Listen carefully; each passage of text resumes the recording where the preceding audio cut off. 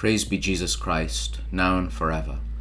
Before I begin this Gospel Nugget meditation, I'd like to ask your prayers for Cardinal Zen of Hong Kong, the Emeritus Bishop of Hong Kong.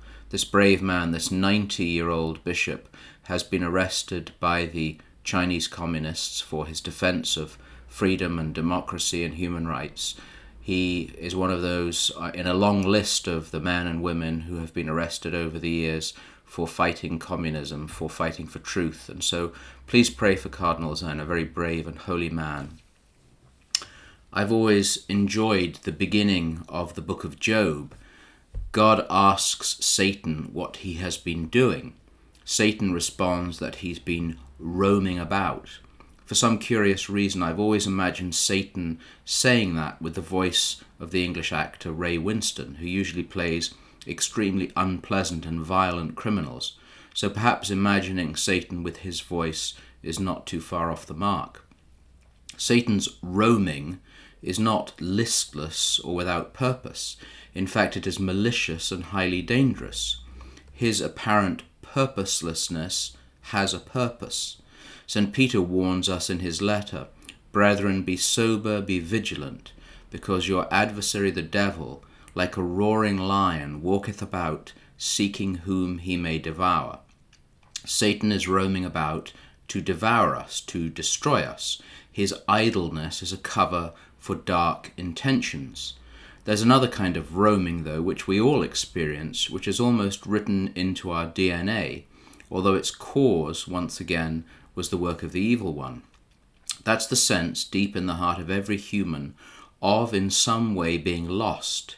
Chesterton, who I haven't quoted for a long time, wrote about this many times. Almost a year ago in a Nugget, I used his phrase of the home away from home, for which we all long. Linked with that, though, is that feeling of having lost our way home.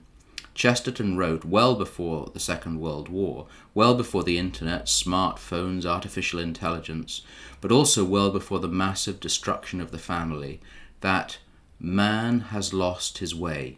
He has been a tramp since Eden. A tramp, Americans say vagrant or hobo, is not quite the same as being just a homeless person. Tramps tend to wander, but often not knowing where they're heading. Chesterton, of course, says we've all been tramps since Eden, because Eden was our home, where we walked with God in the cool of the evening, and we lost that home through sin, at the instigation of the tempter, who lied, for that is his nature, that we would truly be at home if we were autonomous, and most especially if we disbelieved the word of God. The life of humanity, from that loss until the incarnation, was the story both of our losing home and losing our way. Chesterton goes on, though, that because of the bleak and blinding hail of skepticism to which he, man, has been now so long subjected, he has begun for the first time to be chilled, not merely in his hopes, but in his desires. He's always lost his way, but now he has lost his address. That bleak and blinding hail from the so-called Enlightenment onwards has led us much further than even Chesterton could have imagined. We all know the quote of St. Augustine, or we should, that our hearts are restless until they rest in God. The description of modern man as having not only lost his way but forgotten his address, pithy as it is truly profound.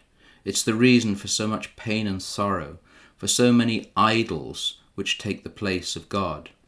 Christ's resurrection, the very reason for celebrating this earth-shattering and life-changing event for 50 days in the life of the Church, has healed that loss, that emptiness, that confusion.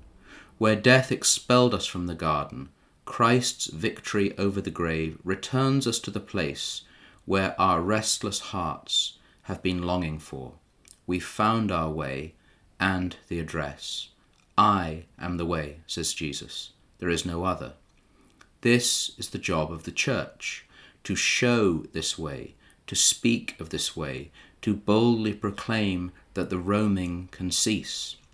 Attending the beautiful liturgies of the Eastern Church in Ukraine a few weeks ago, I couldn't help but think that for the wandering soul, roaming without knowing the way, battered by the bleak and blinding hail of skepticism, real worship, adoration, authentic transcendence is the signpost they most need. Brethren, rejoice, be perfected, be comforted, be of the same mind, be at peace, and the God of peace and love will be with you.